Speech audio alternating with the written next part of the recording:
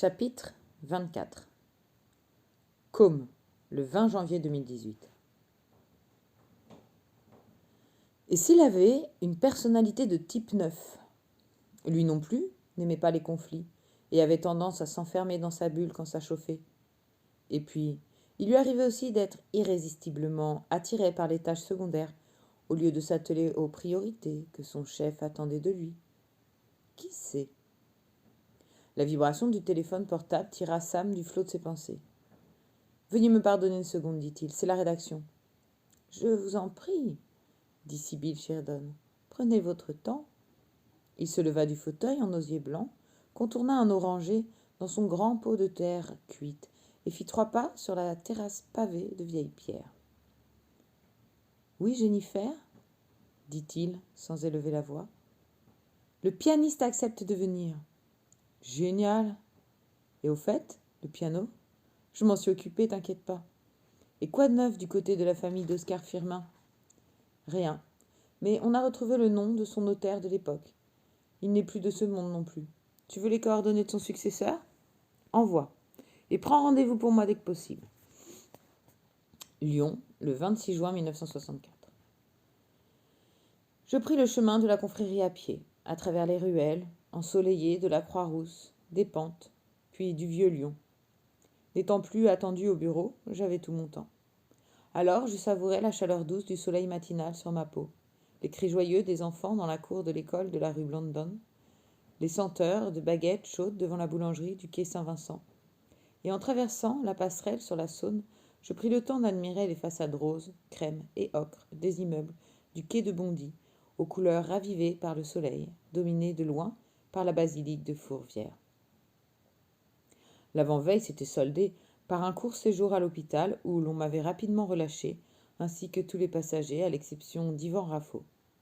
Sa phobie de l'eau avait considérablement amplifié le choc émotionnel du naufrage, et l'alcool n'avait rien arrangé. Le lendemain, j'avais dormi la journée entière.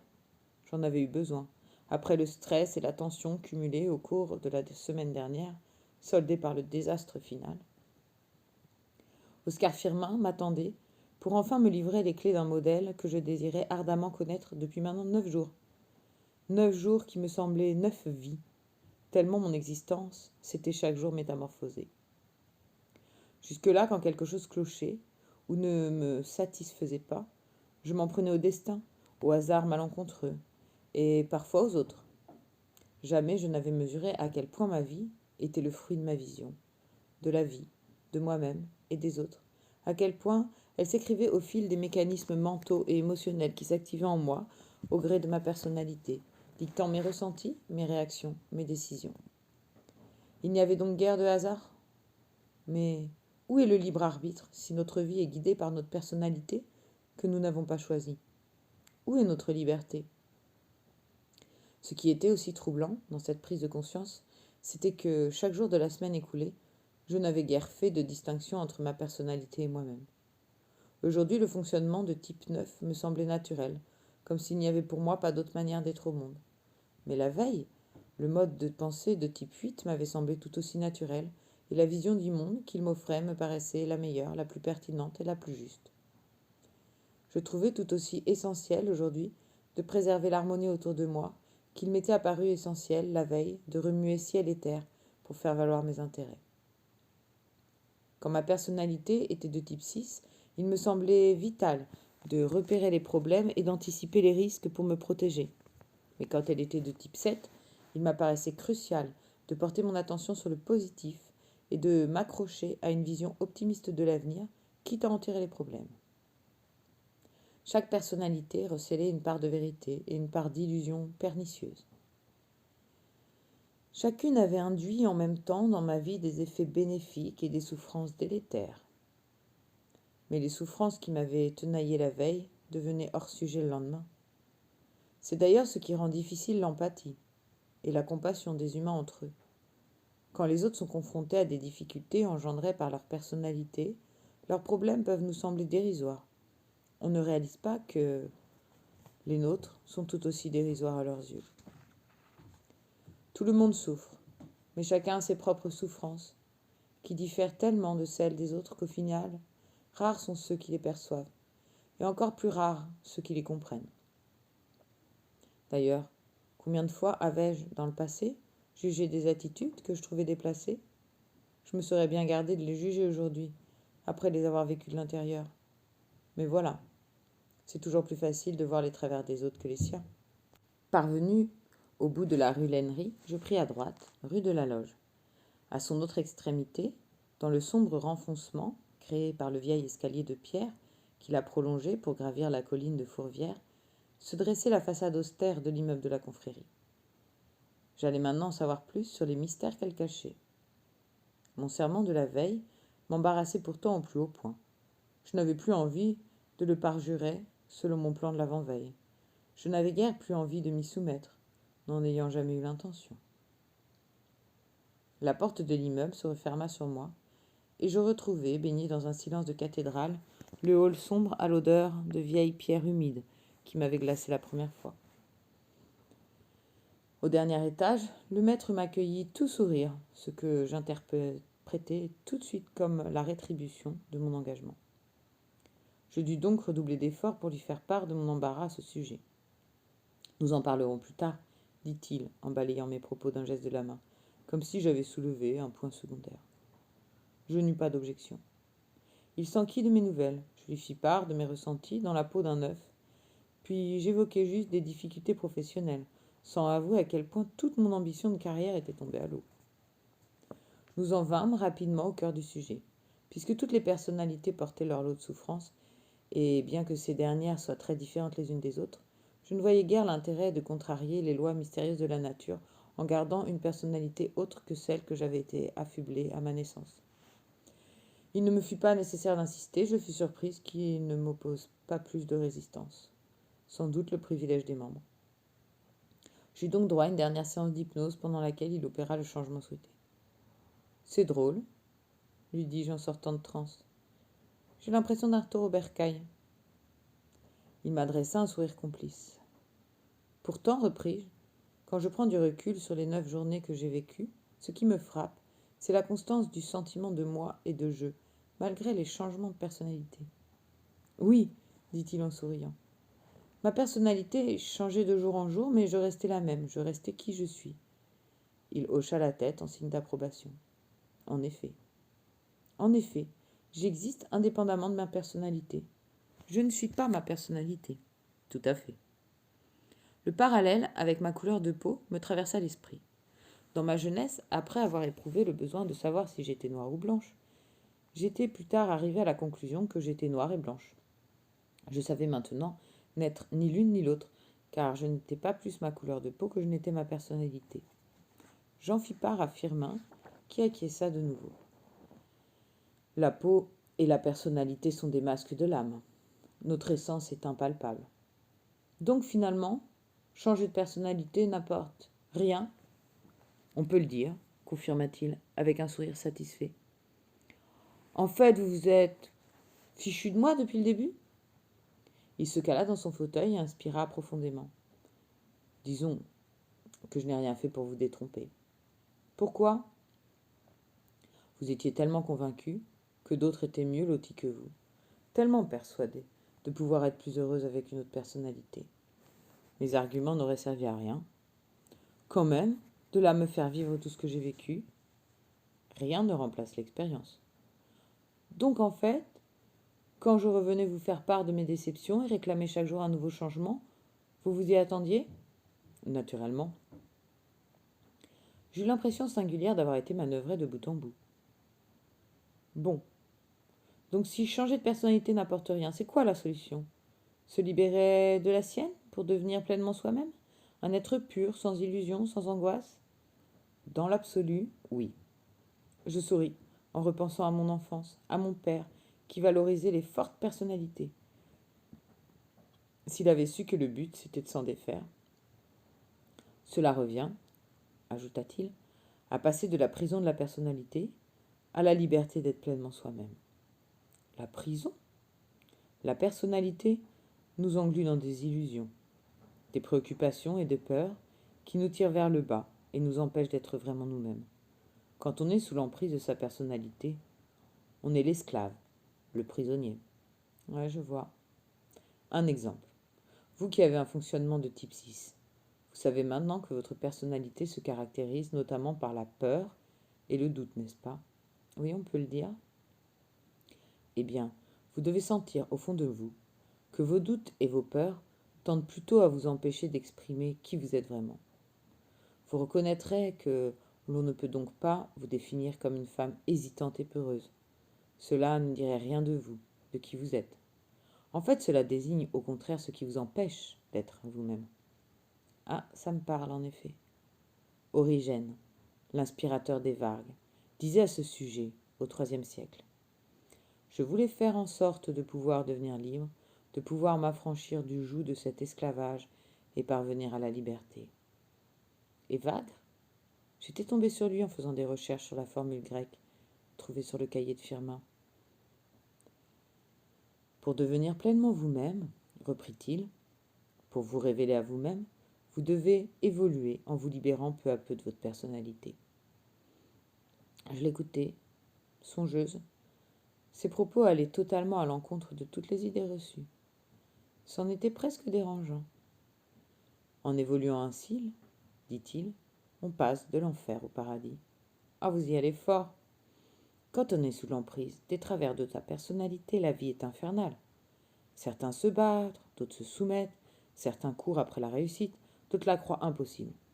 Certains se coupent des autres, d'autres sont dépendants du regard de l'autre. Certains s'interdisent d'écouter leurs envies, d'autres croient être libres en s'adonnant à leurs pulsions. Ces derniers sont peut-être les moins malheureux. Oscar Firmin secoua la tête. La liberté, ce n'est pas de faire ce qu'on veut quand on veut en obéissant à ses pulsions, ce qui mène au n'importe quoi et surtout à l'esclavage. La liberté, c'est de s'autoriser à mettre en œuvre nos aspirations profondes sans être entravé par les souffrances induites par notre personnalité. Il se tut. Le silence retomba. Mais ces thèses demeuraient aussi présentes dans mon esprit que les pétales des orchidées qui s'épanouissaient dans l'espace autour de nous. Et comment passe-t-on de l'enfer au paradis? Il posa sur moi son regard engageant. La grande erreur consiste à se dire, à propos de sa personnalité, « je suis comme ça ».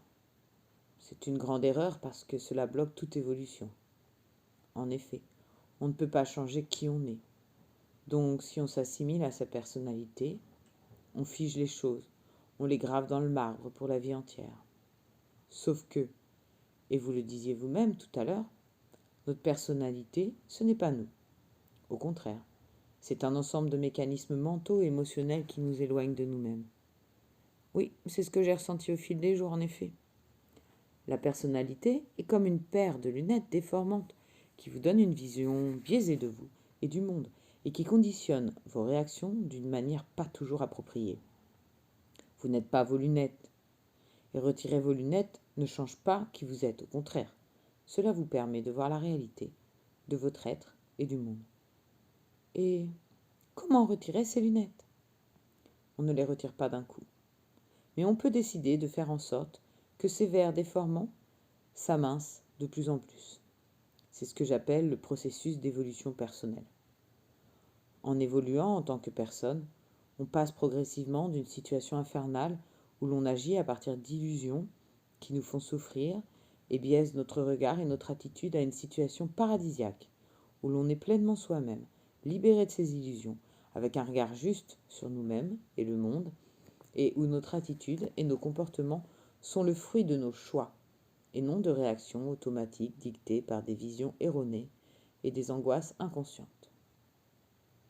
Évoluer, c'est comme déplacer un curseur, comme le bouton qu'un ingénieur du son glisse de bas en haut pour accroître le volume sonore.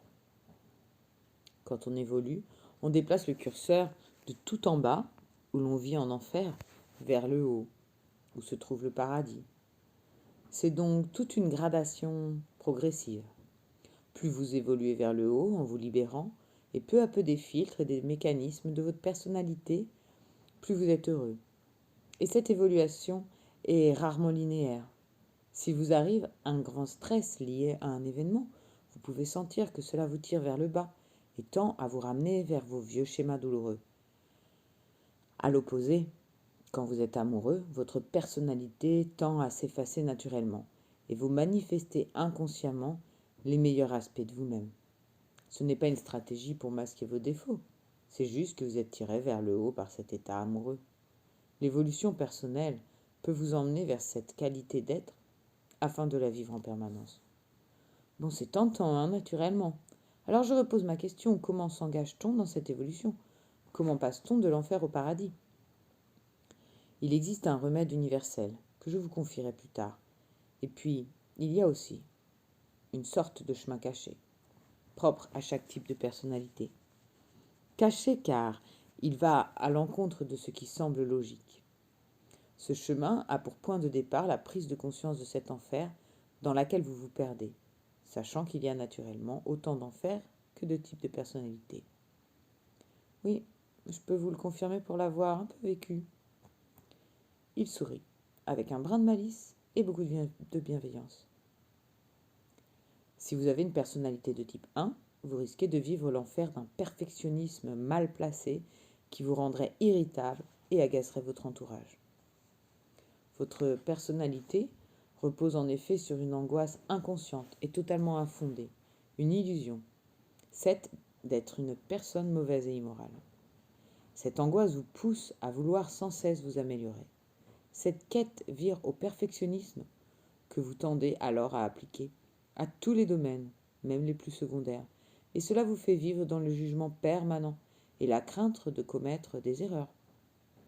Vous améliorer et améliorer tout ce qui vous entoure devient en effet une fixation, et vous tendez à vous identifier à la petite voix en vous qui juge sévèrement toute imperfection. Certes, la clé de votre évolution est d'apprendre à vous dissocier de cette petite voix, d'en distinguer les bons et les mauvais aspects, pour ensuite faire preuve de discernement. Vous vous réaliserez dans la vie en réservant votre goût de la perfection aux domaines qui vous tiennent vraiment à cœur et méritent donc votre effort. Ce discernement vous apportera la sérénité du lâcher-prise sur tous les autres plans. D'accord, mais ce n'est pas tout. Il y a un secret pour y parvenir. Le secret sera de garder à l'esprit la vision aboutie de vous-même. Je ne comprends pas. J'ai évoqué ce que j'ai surnommé le paradis, cet état dans lequel la vie est pour vous facile et heureuse, lorsque votre évolution vous a libéré de votre personnalité. Oui, pour évoluer dans cette direction, en utilisant la clé que je viens de vous fournir, le secret est de garder à l'esprit ce à quoi vous ressemblerez quand vous aurez atteint ce paradis, quand vous serez libéré des angoisses de votre personnalité. Pourquoi? Parce que si vous cherchez à évoluer, en mettant votre attention sur vos travers, vos erreurs et tout ce qui tend à vous montrer que vous avez encore beaucoup de progrès à faire, cela va vous tirer vers le bas, vous ramener en arrière et donc compliquer singulièrement votre évolution. Tandis qu'en portant votre regard sur le but, sur la version aboutie de vous-même, ce à quoi vous ressemblerez quand vous serez libre, c'est comme si cela vous aspirait vers cet état. Cela accélère et facilite votre évolution. Je comprends, tant mieux. Et c'est vrai que toutes les personnalités, ou juste pour la 1, pour toutes, le chemin, c'est comprendre son illusion, son angoisse, puis la clé de son évolution, et enfin mettre son attention sur la vision aboutie de soi-même. D'accord. Donc pour la personnalité de type 1, sa clé est le discernement, qu'elle doit mettre en œuvre en gardant à l'esprit ce à quoi elle ressemblera quand elle sera tout à fait évoluée. Et pour elle, c'est quoi cette vision aboutie d'elle-même?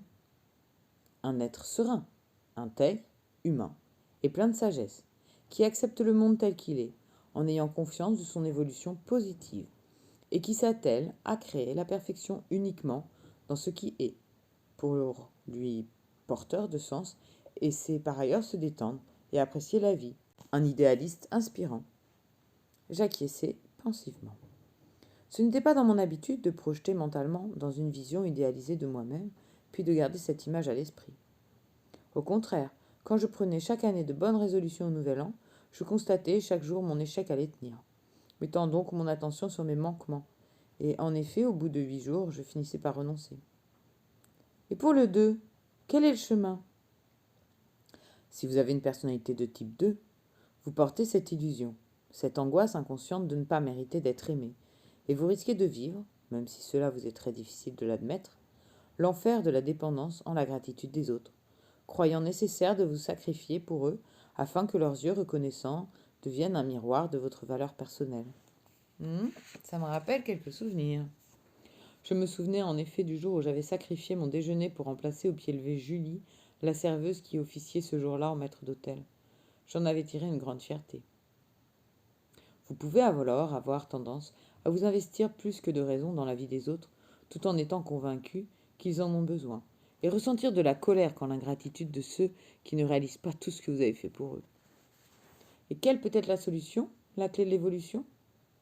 Ce qui vous manque le plus, c'est de vous aimer véritablement, de prendre soin de vous accorder du temps, rien que pour vous, et d'être fier de vous plutôt que de ce que vous avez pu faire pour les autres. Cela deviendra donc la clé de votre épanouissement. Vous vous réaliserez dans la vie en apprenant à vraiment vous aimer et en découvrant que vous avez de la valeur et être aimable sans qu'il vous soit nécessaire de faire quelque chose pour le mériter. Et le secret sera de garder à l'esprit cette vision aboutie de vous-même, une fois que vous aurez évolué. Une personne humble, sincère et altruiste, qui s'aime autant qu'elle aime les autres. Je comprends. Et pour le 3 ? Si vous avez une personnalité de type 3, votre illusion, votre angoisse inconsciente est d'être une personne qui ne vaut rien. C'est dur. Certes, même si c'est inconscient. Vous risquez alors de vivre l'enfer du rôle joué, en vous créant un personnage, en vue d'être reconnu, ce qui, paradoxalement, vous empêche de l'être, puisque ce n'est alors pas véritablement vous qu'on aime, puis de finir par croire que vous êtes vraiment ce personnage. Ce n'est pas très clair. Votre peur inconsciente de ne pas avoir de valeur vous pousse à prouver à tous que vous en avez. Pour réussir, vous vous mettez alors à incarner le rôle de la personne le plus susceptible d'être admirée, et vous agissez en conséquence. Dans cette quête de succès, vous pouvez finir par ne plus savoir qui vous êtes, ni ce que vous voulez réellement, ni quels sont vos sentiments. Ah oui, je m'en souviens. Alors, quelle est la clé pour passer de cet enfer au paradis ? Ce qui vous manque le plus dans cette situation, et deviendra donc la clé de votre épanouissement, c'est de marquer une pause pour vous reconnecter à vous-même, en vous acceptant tel que vous êtes avec honnêteté et authenticité, en appréciant votre valeur, que vous découvrirez indépendante de tout succès. Et le secret ?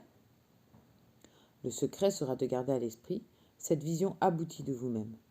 Une personne authentiquement à l'écoute d'elle-même, qui croit en elle et en sa valeur, humble et bienveillante, qui a plaisir à mettre en œuvre les projets qui lui tiennent véritablement à cœur. Depuis que j'avais vécu cette personnalité de l'intérieur, et maintenant que j'en comprenais les rouages, j'avais une perception très différente des personnes qui en étaient dotées. Je comprenais maintenant la souffrance qui pouvait être la leur. Passons au 4, lui dis-je. Si vous avez une personnalité de type 4, vous risquez de vivre l'enfer de la mélancolie et de la honte.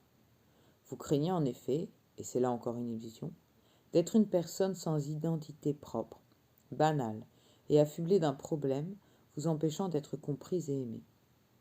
Cela vous conduit à une situation paradoxale. Vous sentez le besoin d'être différente des autres pour exister en étant unique, et pouvez par ailleurs ressentir une certaine honte de cette différence qui vous emmène à vous sentir rejeté. Très à l'écoute de votre monde intérieur, vous avez tendance à rechercher votre identité à travers vos émotions, mais celles-ci sont naturellement fluctuantes, ce qui complique votre quête. Ah oui, pour l'avoir vécu, je peux vous confirmer que ce n'était pas facile à vivre. Ce qui vous manque le plus et deviendra donc la clé de votre épanouissement, c'est de sortir de votre monde intérieur pour entrer dans le monde extérieur afin d'y agir en portant un regard positif sur vous et votre existence. C'est ainsi que vous vous réaliserez dans la vie. Et comment faire alors pour porter ce regard positif sur soi et son existence ?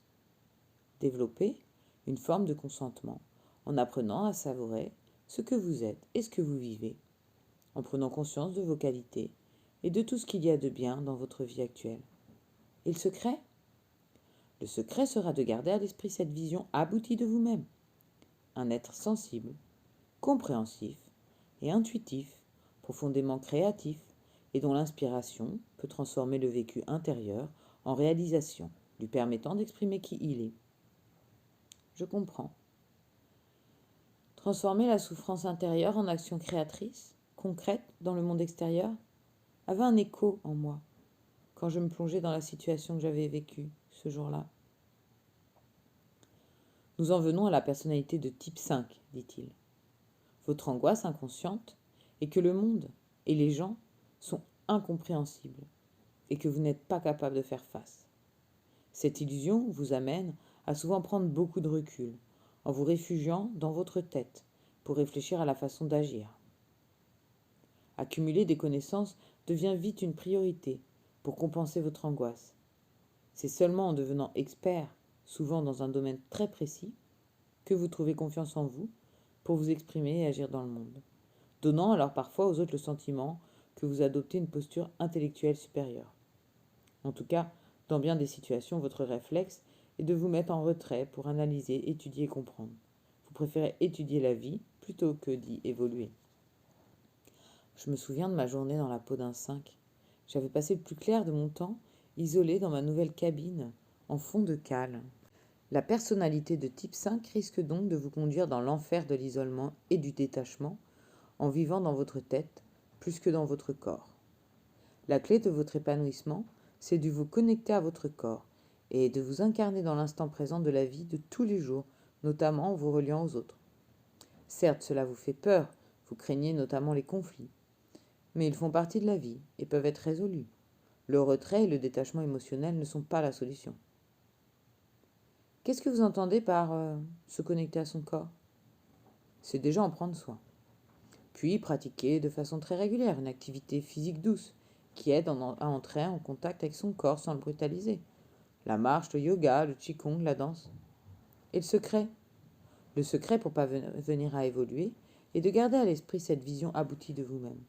Un être ouvert d'esprit, perspicace, clairvoyant, très compétent dans tous les domaines qui l'intéressent, avec un potentiel de visionnaire et qui sait aussi s'impliquer dans les relations et la vie de tous les jours. Il se tut et nous servit un verre d'eau. Je le remerciai et bus en pensant à Nathan, dont la personnalité avait de bonnes chances d'être de type 5. Je lui avais une fois reproché de ne jamais se confier à moi, et cela avait engendré un malaise assez perceptible, qu'il avait aussitôt pris soin de masquer avant de retourner se plonger dans sa thèse. Passons à la personnalité suivante, dit-il. Attention à ce que vous allez dire, là, car vous allez parler de moi, je suis 6. Non, vous n'êtes pas 6. Si, je vous assure. Non, vous avez une personnalité de type 6, mais vous n'êtes pas 6. Vous jouez un peu sur les mots, non? Il secoua la tête. Rappelez-vous, vous n'êtes pas votre personnalité. Ne vous identifiez jamais à votre type de personnalité, sinon vous êtes mal barré. J'eus un passement au cœur en pensant à mon bateau au fond du Rhône. Il prit une gorgée d'eau. Alors, si vous avez une personnalité de type 6, votre angoisse inconsciente est d'être seule et impuissante dans un monde dangereux, sans personne pour vous soutenir et vous guider. Cette illusion vous amène à vivre dans l'enfer du doute et de la peur. Vous doutez de vous, de vos choix, des autres, et votre imagination fertile peut vous amener à voir des dangers partout. Vous risquez alors de ne vous fier qu'à un cercle restreint de personnes en qui vous avez confiance, sans réaliser qu'en agissant ainsi, c'est votre vie que vous restreignez. Vouloir anticiper tous les risques vous donne le sentiment de vous protéger. En réalité, les problèmes que cela vous épargne sont minces en comparaison de l'effet néfaste d'une telle attitude. Plus vous mettez votre attention sur le négatif, plus il vous est difficile de vous détendre et de savourer la vie dans l'instant présent. Les courageux ne meurent qu'une fois, quand les couards est déjà mort 1000 fois. Bon, là, j'ai l'impression d'avoir reçu un grand coup de massue sur la tête. J'avais matière à réflexion. Ce qui vous manque le plus, dit-il, c'est la confiance. Cela deviendra donc la clé de votre épanouissement. Vous vous réaliserez dans la vie en développant confiance en vous, dans les autres et dans la vie. Et le secret sera de garder à l'esprit la vision aboutie de vous-même, une fois que vous aurez évolué. Quelqu'un de positif, courageux, loyal, qui croit en lui et en la vie, et peut coopérer avec les autres et même les guider. J'ai encore du chemin, certes, Mais quand on s'engage dans ces chemins d'évolution, pour chaque type de personnalité, ce qui est encourageant, c'est que plus on avance, plus on est heureux, avant même d'avoir atteint le but. Je pris une gorgée d'eau et me laissai aller en arrière dans mon fauteuil. J'imaginais à quoi ressemblerait ma vie en adoptant cette confiance dont il parlait. Et je visualisais tous les effets positifs que cela pouvait engendrer dans mon existence, dans mes relations, mon travail, mes projets. La voix d'Oscar Firmin me tira de mes songes. Le 7. Si vous avez une personnalité de type 7, votre angoisse inconsciente est cette fois la privation et la souffrance.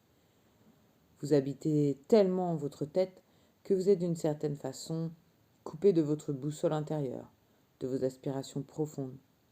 Dès lors, ne sachant pas véritablement ce qui vous rendrait heureux, vous risquez de vivre l'enfer du désir insatiable, de plaisirs stimulants, et de la fuite de l'effort et de la souffrance, en vous éparpillant dans des activités multiples ou en vous réfugiant dans votre tête pour maintenir votre esprit occupé, notamment en tirant des plans sur la comète.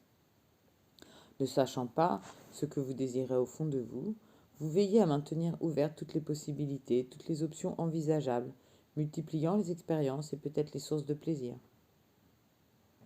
Il n'y a pas de mal à se faire du bien. Pas sûr. Le plaisir rend esclave, donc malheureux. Épicure l'avait bien compris. Épicure? Je croyais qu'Épicure encourageait au contraire les plaisirs. C'est ce que tout le monde croit à tort. Le philosophe grec aimait certes les plaisirs des sens, et le pire pour lui était d'ailleurs la frustration et le manque. Peut-être avait-il une personnalité de type 7? C'est fort probable. Mais il découvre que, pour se protéger de la frustration, le mieux est de maîtriser ses pulsions. La mesure est pour lui le secret de la vie heureuse. Le problème pour avoir vécu une journée dans la peau d'un 7, c'est d'accepter cette mesure, sans le vivre comme une punition. Tout à fait. Et la clé pour y parvenir, c'est la gratitude. Avec une personnalité de type 7, vous vous réaliserez dans la vie en accueillant l'instant présent tel qu'il est, avec gratitude, en y ancrant votre corps et en lui ouvrant votre cœur et votre esprit. Vous découvrirez aussi que vous vous épanouirez dans l'effort, le travail et la persévérance. Qu'entendez-vous par ouvrir votre cœur à l'instant présent? La fuite de la souffrance peut vous couper des autres. Un trait d'humour en réponse à la difficulté éprouvée par un proche vous coupe d'une communion de sentiments, qui est pourtant une grande source de joie. Et la gratitude? On fait comment concrètement? Simplement, pensez le plus souvent possible à remercier la vie, l'univers, Dieu, ou qui vous voulez pour cet instant que vous êtes en train de vivre. Et le secret? Le secret sera de garder à l'esprit cette vision aboutie de vous-même, un être heureux qui vit en profondeur chaque instant, en s'enthousiasmant des choses simples de la vie, avec joie et reconnaissance. Tout un programme. Et pour le 8, si vous avez une personnalité de type 8, vous risquez de vivre l'enfer issu de l'angoisse de perdre le contrôle dans un monde que vous voyez potentiellement dressé contre vous. Plus vous vous fermez émotionnellement pour vous endurcir, ne pas souffrir et parfois imposer ce que vous croyez être votre intérêt, plus vous vous rendez malheureux en vous coupant des autres.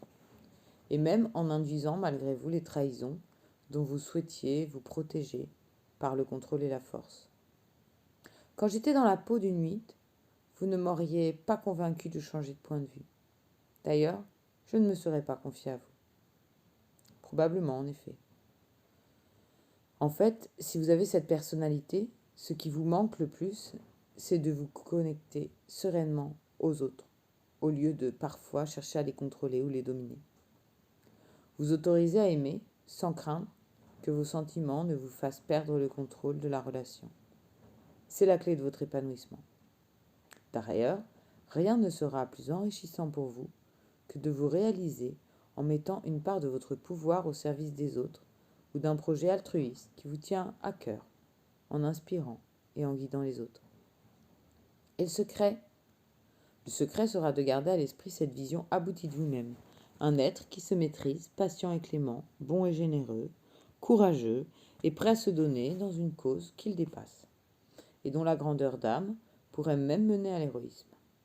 Bref, un 8 a le potentiel d'un tyran ou d'un héros, d'un Staline ou d'un De Gaulle. C'est vous qui l'avez dit. Bon, eh bien, il ne reste plus que le 9. Il reprit une gorgée d'eau, et je fis de même. Je l'observai en buvant, et il me sembla fatigué. Certes, il n'était plus tout jeune, mais je sentais chez lui une volonté très forte de transmettre ses secrets, de m'en faire profiter, de les partager. Si vous avez une personnalité de type 9, votre angoisse inconsciente est celle de la perte et de la séparation.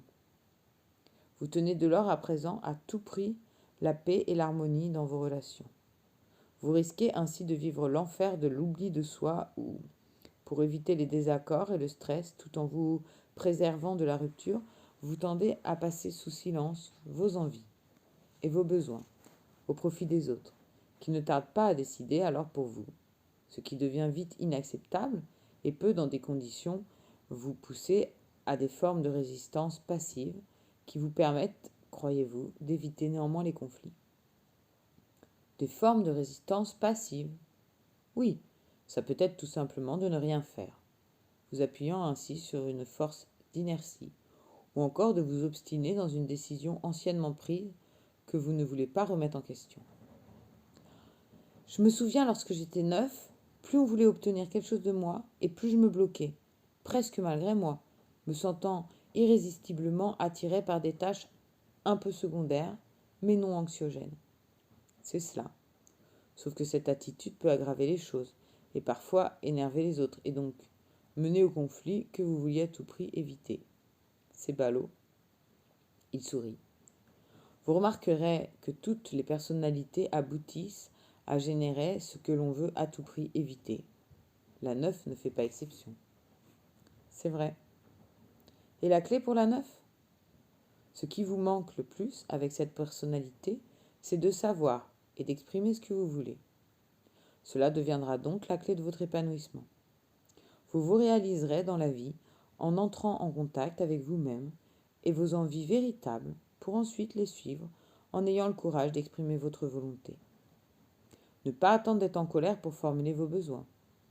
Ce courage gagnera d'ailleurs à s'étendre à la capacité à dire non.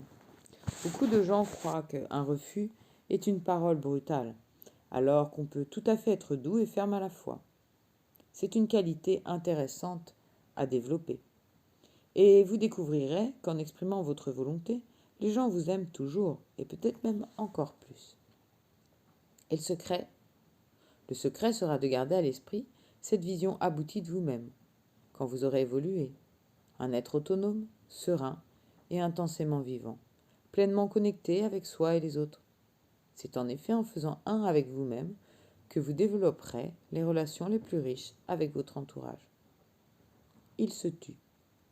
Nous avions fait le tour des 9 types de personnalités du modèle de la confrérie.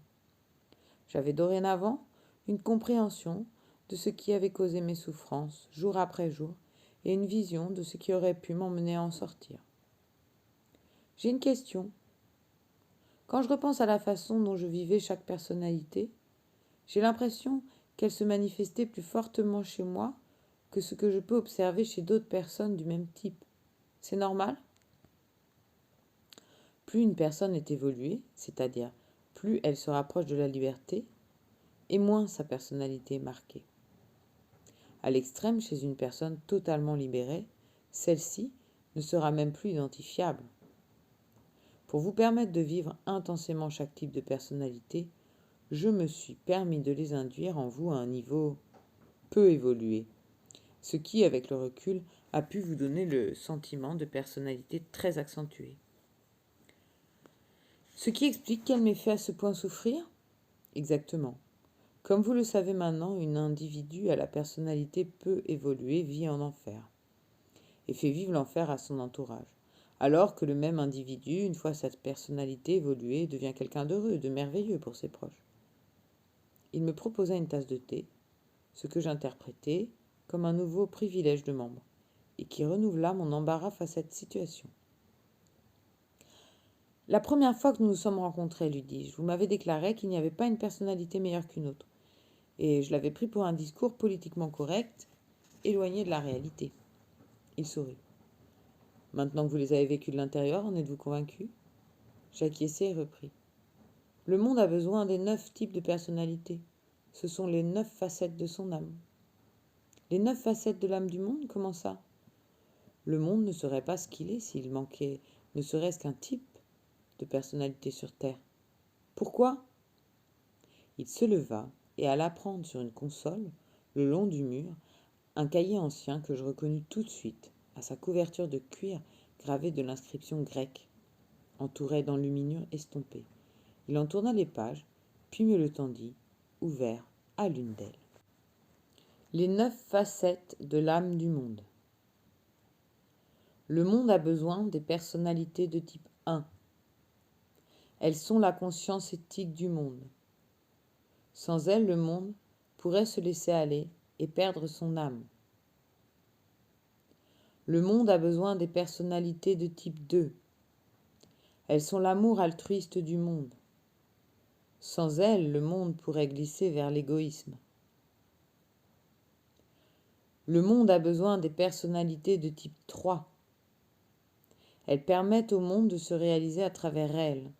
Sans elles, le monde pourrait glisser dans l'oisiveté et l'amateurisme. Le monde a besoin des personnalités de type 4. Elles sont le pouvoir créatif qui transfigure le monde. Sans elles, le monde glisserait dans la banalité et la laideur. Le monde a besoin des personnalités de type 5. Elles sont la logique et la précision du monde. Sans elles, le monde glisserait vers l'irrationalité et l'obscurantisme. Le monde a besoin des personnalités de type 6. Elles sont la loyauté et la vigie du monde. Sans elles, le monde se perdrait dans l'individualisme et se briserait sur les écuelles. Le monde a besoin des personnalités de type 7.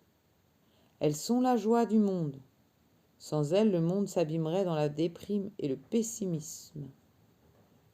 Le monde a besoin des personnalités de type 8. Elles sont la force du monde. Sans elles, le monde s'amenuiserait et partirait à volo. Le monde a besoin des personnalités de type 9. Elles sont les gardiens de l'harmonie et de la paix du monde. Sans elles, le monde se déchirerait.